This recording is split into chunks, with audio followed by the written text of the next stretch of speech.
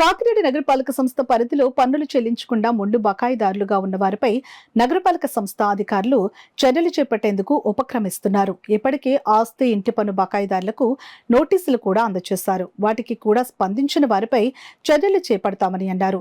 ఇంటి కుళాయి కనెక్షన్ల తొలగింపుతో పాటు మున్సిపల్ షాపింగ్ కాంప్లెక్స్ లోని షాపులకు అద్దె చెల్లించిన వాటిని సీజ్ చేస్తున్నారు. ఈ సందర్భంగా నగరపాలక సంస్థ డిప్యూటీ కమిషనర్ మనోహర్ మీడియాతో మాట్లాడుతూ మొండి బకాయిలను వసూలు చేసేందుకు చట్టపరమైన చర్యలు తీసుకోవడం జరుగుతుందని వివరించారు. మనకి ప్రజలు ఏదైతే పన్ను కట్టారో ఆ పన్ను వచ్చిన ఆదాయం ద్వారానే నగరపాలక సంస్థ అనేది డైలీ వారి కార్యక్రమాలకు కానీ, పారిశుద్ధ్య కార్యక్రమాలకు కానీ, లేకపోతే ఏదైనా డెవలప్మెంట్ కార్యక్రమాలకు కానీ ఆ ఆదాయాన్ని మాత్రమే మనం ఉపయోగించవలసి ఉంటుంది. ప్రజలు పన్ను పే చేయలేకపోతే ప్రజలకి అందించే సర్వీసుల్లో కూడా మనకి ఇబ్బంది కలగడం జరుగుతుంది.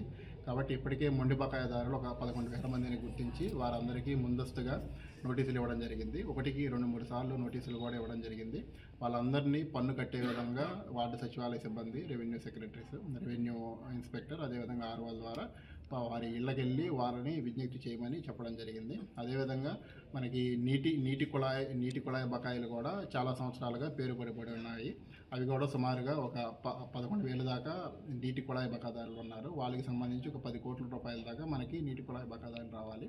కాబట్టి అందరూ కూడా పన్నులు చెల్లించి నగరపాలక సంస్థ అభివృద్ధికి ఇంకా మంచి సర్వీసు నగరపాలక సంస్థ ద్వారా అందించే విధంగా ప్రజల్ని సహకరించవలసిందిగా విజ్ఞప్తి